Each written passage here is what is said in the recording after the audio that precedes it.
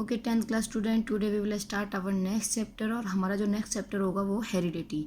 लेकिन बच्चे, हेरिडिटी वाले चैप्टर को करने से पहले कुछ टर्म्स होती हैं जो इनका हमें पता होना चाहिए, और वो टर्म्स हमारे इस चैप्टर में इन्वॉल्व होती हैं। तो बार बार जब ये टर्म्स रिपीट होती हैं तो हमें समझ में भी नहीं आता चैप्टर।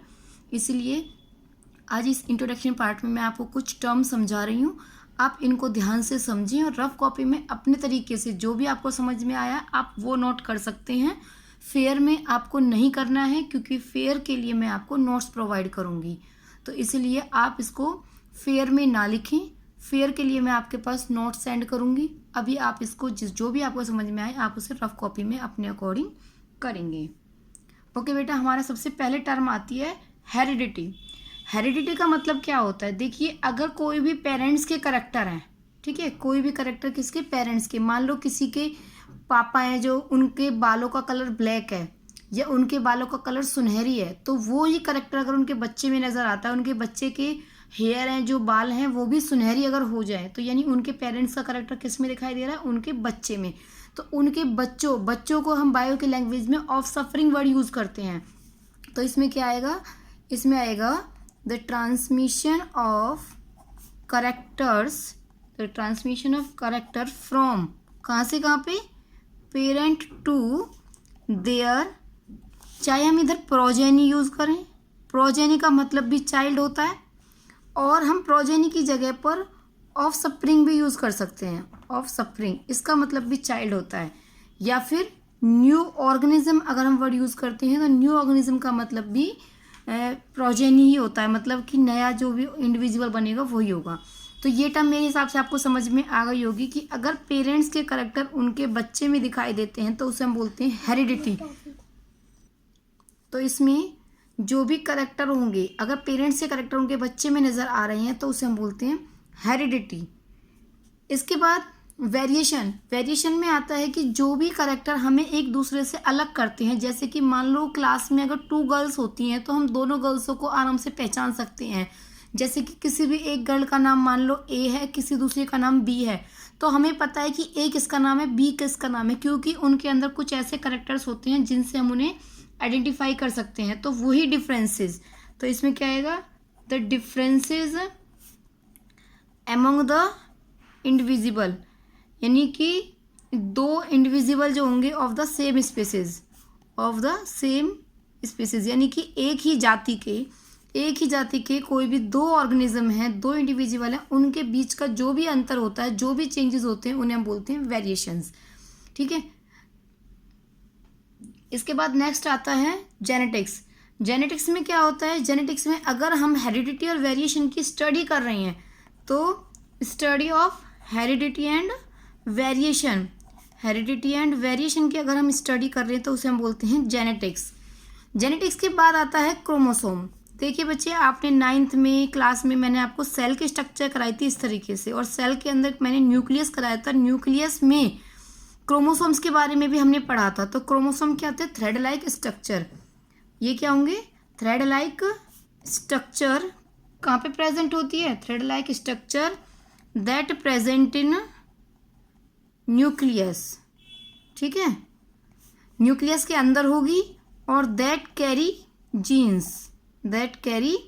डीएनए और जीन्स। तो यानी कि जो जीन्स होते हैं जिनकी वजह से कोई भी करेक्टर आता है, अगर हमारे बालों का कलर ब्लैक है, हमारा खुद का कलर अगर वाइट है, हमारी हाइट है वो ज़्यादा बड़ी है या ज़्यादा छोटी है, तो ये सारे करेक्टर हमारे जीन्स के ऊपर डिपेंड करते हैं। किसके ऊपर डिपेंड करेंगे? जीन्स। तो जो ये जीन्स होते हैं ये कहाँ पे प्रेजेंट होते हैं? क्रोमोसोम्स में। जैसे कि सपोज दैट, मान लो कि ये कोई एक क्रोमोसोम है, थ्रेड लाइक स्ट्रक्चर हो गया, ये न्यूक्लियस में प्रेजेंट होता है, और इसके अंदर इस तरीके से पेयर में जीन्स प्रेजेंट होते हैं। ठीक है, पेयर में क्या प्रेजेंट होंगे? जीन्स। तो इस तरीके से ये पेयर में जीन्स प्रेजेंट होते हैं। तो क्रोमोसोम कहाँ होंगे? न्यूक्लियस में, और न्यूक्लियस में क्रोमोसोम्स होते हैं, क्रोमोसोम्स के अंदर जीन्स होते हैं, वो भी पेयर में। ये बिल्कुल नहीं भूलेंगे आप कि जीन्स हमेशा पेयर में होते हैं, क्योंकि इस चैप्टर में आगे हमें ये चीज़ बहुत ध्यान रखनी है कि जीन्स हमेशा पेयर में होते हैं। ठीक है, जीन्स लाई इन पेयर। इसके बाद अब आपको जीन की टर्म समझ में आ गई होगी। जीन्स क्या होते हैं? जीन्स भी एक तरीके की डीएनए की यूनिट होती है, यूनिट ऑफ डीएनए, यानी कि डीएनए का एक हिस्सा। कहने का मतलब ये है कि जो भी डीएनए होता है, ठीक है, तो डीएनए का मान लो जो भी डीएनए है, डीएनए का 5% पार्ट जो होता है वो जीन की तरह काम करता है। कितना परसेंट? 5% का पार्ट होता है वो जीन की तरह एक्ट करता है, ठीक है। तो जीन क्या हुआ? जीन डीएनए का ही पार्ट हुआ। अगर हमसे कभी भी ये पूछा जाए कि डीएनए और जीन में क्या अंतर होता है, तो इनमें कोई अंतर नहीं होता है। सिर्फ डीएनए जो होता है उसी का कुछ हिस्सा, उसी का एटलीस्ट 5% पार्ट जो होता है वो जीन की तरह एक्ट करता है, ठीक है। यानी कि कोई भी करेक्टर, कोई भी हेरिडिटी करेक्टर जो मैंने अभी आपको ऊपर पढ़ाए हैं, हेरिडिटी है या वेरिएशंस है, उन सारे करेक्टरों को के लिए जीन्स ही रेस्पॉन्सिबल होती हैं और ये डीएनए का ही हिस्सा है। और इसका मतलब जीन कहाँ बताए थे मैंने आपको? क्रोमोसोम में। इसका मतलब डीएनए भी क्रोमोसोम में ही होता है और क्रोमोसोम्स न्यूक्लियस के अंदर होंगे। इसके बाद आता है डोमिनेंट जीन और रिसेसिव जीन। अब ये जो जीन होते हैं वो 2 टाइप के होते हैं। कुछ जीन तो ऐसे होते हैं, जैसे मैंने अभी आपको बताया था कि जीन जो होते हैं हमेशा पेयर में होते हैं, ठीक है। तो पेयर में होते हैं तो उनमें से कोई भी एक जीन, जैसे कि हम हमेशा क्या करते हैं, जीन्सों को या तो हम कैपिटल लेटर में शो करते हैं या हम उनको स्मॉल लेटर में शो करते हैं, इस तरीके से। मान लो एक प्लांट टॉल है, ठीक है, एक प्लांट कैसा है? टॉल प्लांट है।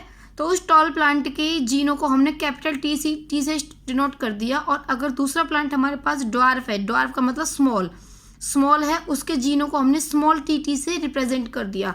तो कैपिटल टी स्मॉल टी। तो जो कैपिटल जो बड़ा होगा वो क्या होगा? डोमिनेंट होगा। उनको हम कैपिटल लेटर से शो करते हैं। इनका एक करैक्टर होता है कि मान लो किसी अनदर प्लांट के अंदर एक कैपिटल हो और एक जीन स्मॉल हो, इस तरीके से हो, तो ये वाला प्लांट कैसा होगा? भाई देखो, टॉल प्लांट के लिए टी है, ड्वार्फ यानी छोटे के लिए स्मॉल टी है। लेकिन अगर एक बड़ा होगा एक छोटा होगा तो प्लांट कैसा होगा? हमेशा प्लांट वैसा होगा जैसा कि उसका जीन कैपिटल में होता है, क्योंकि कैपिटल वाले को हम बोलते हैं डोमिनेंट जीन। उसको हम क्या बोलते हैं? Dominant gene. और जो स्मॉल में होता है वो रिसेसिव जीन होता है। वो कैसा होगा? रिसेसिव जीन होगा। जो डोमिनेंट जीन होता है वो अकेला भी अपने करैक्टर को शो कर सकता है। जैसे कि ये 2 हैं, इनमें से एक डोमिनेंट है, ये कैपिटल है, ये स्मॉल है। तो ये जो डोमिनेंट है ये अकेला भी अपने करैक्टर को शो कर रहा है। तो अगर ये अकेला शो कर रहा है तो इसका मतलब ये वाला प्लांट भी कैसा होगा? टॉल होगा। क्यों? क्योंकि इसके अंदर एक जीन डोमिनेंट है। लेकिन रिसेसिव जीन अपने करैक्टर को तब शो करेगा जब दोनों के दोनों जीन स्मॉल ही होंगे, यानी उसको अपने जैसा एक और चाहिए। तो ये क्या करेगा? Dominant gene that can show their character individually, यानी अकेला ही अपने करैक्टर को शो कर सकता है, जबकि they required another identical gene, यानी इसको अपने जैसा एक और जीन चाहिए तभी अपने करैक्टर को शो करेगा। जैसे कि इनमें थे, अब इनमें एक स्मॉल था तो स्मॉल ने अपने करैक्टर को शो नहीं किया। क्यों? क्योंकि ये रिसेसिव है, ये अपने करैक्टर को शो नहीं कर सकता। ये तब करेगा जब इसको अपने जैसा एक और मिलेगा। जैसे यहाँ था, यहाँ दोनों स्मॉल है तो ये दोनों के दोनों अपने करैक्टर को शो करेंगे। तो अगर किसी भी प्लांट के अंदर दोनों स्मॉल अगर हम शो कर रहे हैं तो इसका मतलब वो कैसा होगा? वो प्लांट स्मॉल होगा, क्योंकि उसके अंदर रिसेसिव जीन है और रिसेसिव जीन हमेशा पेयर में ही अपने करैक्टर को शो करेंगे। जबकि डोमिनेंट जीन होगा वो अकेला भी अगर प्रेजेंट है तो वही अपने करैक्टर को शो कर सकता है। अब आता है फिनोटाइपिक और जीनोटाइपिक। फिनोटाइपिक करैक्टर कौन सा होता है? फिनोटाइपिक करैक्टर की जैसे मैंने अभी आपको दिखाया यहाँ पे, तो ये मैंने कैपिटल टी, हमें प्लांट कैसा दिखाई दे रहा है? टॉल दिखाई दे रहा है, स्मॉल दिखाई दे रहा है, उसकी लीफ ग्रीन दिखाई दे रही है, फ्रूट रेड दिख रहा है। तो उसका जो भी करैक्टर हमें दिखाई देता है, ठीक है, तो the character that can visible, that the character that we can see, जिसको हम देख सकते हैं, तो वो होता है फिनोटाइपिक।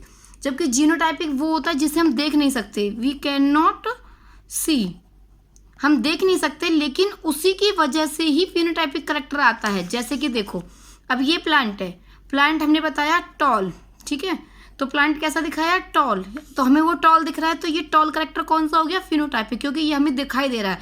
लेकिन ये टॉल कौन से जीनों की वजह से है? कैपिटल टी की वजह से है। लेकिन ये जीन हमें दिखाई तो नहीं देती, तो ये जीन कौन से होंगे? जीनोटाइपिक, ठीक है। इसके बाद F1 जनरेशन। F1 जनरेशन क्या होगी? जैसे कि कोई भी पेरेंट्स हैं, मान लो कि हमारे जैसे ग्रैंडफादर हैं, ग्रैंडफादर और ग्रैंड मदर, ठीक है, ग्रैंडफादर और ग्रैंड मदर, तो ये मान लो हमने ये पेरेंट्स माने, तो इनकी जो प्रोजेनी होगी वो हमारे पेरेंट्स होंगे, यानी कि फादर, ठीक है। तो इनके पेरेंट्स, इनकी प्रोजेनी कौन सी हो गई? फादर। अब फादर के बाद कौन आएंगे? हम, यानी चिल्ड्रन, ठीक है। तो चिल्ड्रन आ गए। तो जो ये पेरेंट्स लिए थे, पेरेंट्स के बाद जो भी नई प्रोजेनी आएगी वो F1 जनरेशन होती है, ठीक है, फर्स्ट फिलियल जनरेशन। और इसके बाद जो सेकंड जनरेशन यानी कि जो फादर वगैरह हैं उनके जब हम जो प्रोजेनी है वो F2 जनरेशन होगी। तो ये F1 और F2 जनरेशन आपको समझ में आ गई होंगी। हाइब्रिड क्या होता है?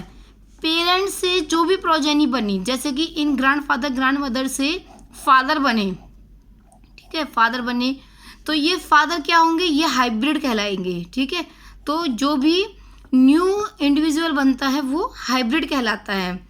इसके बाद accumulation of variation. Accumulation of variation का मतलब होता है जो कैरेक्टर्स कंटिन्यू आ रहे हैं उनका क्या फ़ायदा है। एक्युमुलेशन का मतलब होता है कंटिन्यूटी। एक्युमुलेशन का मतलब क्या होगा? कंटिन्यूटी। तो जो भी कैरेक्टर, ठीक है, जो भी कैरेक्टर में चेंजेस आ रहे हैं तो वो एक्युमुलेशन ऑफ वेरिएशन हो गया। और उसका कई बार बेनिफिट भी होता है। उसका बेनिफिट कैसे होता है? जैसे देखो, हमें पता है कि हम जैसे वाटर को बॉईल करते हैं, किस लिए करते हैं? ताकि बैक्टीरिया जो है वो किल हो जाए, ठीक है। लेकिन बैक्टीरिया की एक स्पीसीज के अंदर एक नया कैरेक्टर आ जाता है जब उनके अंदर जैसे वेरिएशन आते हैं। मैंने जैसे अभी बताया ना, एक्युमुलेशन ऑफ वेरिएशन, लगातार चेंज आना। तो बैक्टीरिया के अंदर जब लगातार चेंज आए तो उनके अंदर एक प्रोजेनी ऐसी आ गई जो कैसी थी? हीट रेसिस्टेंट थी। कैसी थी? हीट रेसिस्टेंट, मतलब कि वो हाई टेम्परेचर में भी नहीं किल हो सकती थी। तो अब जब इन बैक्टीरियाज को जैसे बैक्टीरियाज को किल करने के लिए हमने जैसे मान लो बॉयल किया, तो जो इनकी नई प्रोजेनी आई वो तो हीट रेसिस्टेंट है। अगर हम उसे बॉयल भी करेंगे तो भी वो नहीं मरेंगे। इसका मतलब क्या हुआ? इसका मतलब हुआ कि उनके सर्वाइवल के चांसेस बढ़ गए, सर्वाइवल चांसेस इंक्रीज। क्योंकि वो किस वजह से हुए? वेरिएशन की वजह से। क्योंकि जब उनके अंदर लगातार चेंज आए तो उनके अंदर ये एक नया करैक्टर आ गया था जिसकी वजह से उनके अंदर ये करैक्टर आ गया कि वो किल नहीं हो पाए, हाई टेम्परेचर में भी अपने आप को सर्वाइव करा पाए।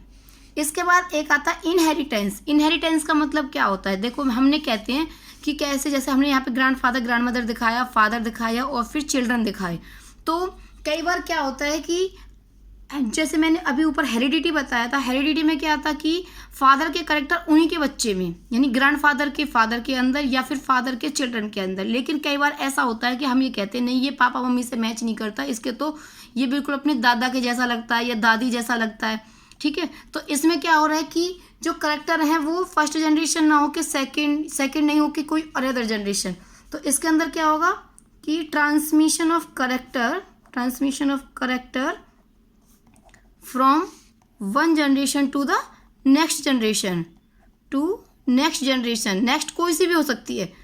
तो जो करेक्टर ट्रांसफ़र हो रहे हैं वो एक जनरेशन से नेक्स्ट जनरेशन में ट्रांसफ़र हो रहे हैं, तो उसे हम बोलेंगे इनहेरिटेंस।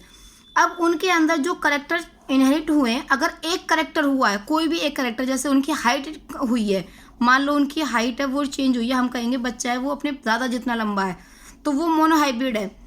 और अगर उनके दो करेक्टर ट्रांसफ़र हुए हैं, जैसे कि उनकी मान लो हेयर कलर हो गया और हाइट हो गई, दो कलर अगर हुए हैं तो हम उसे बोलेंगे डाईहाइब्रिड इनहेरिटेंस। तो ये टर्म्स हैं, इनको आप समझ लेना।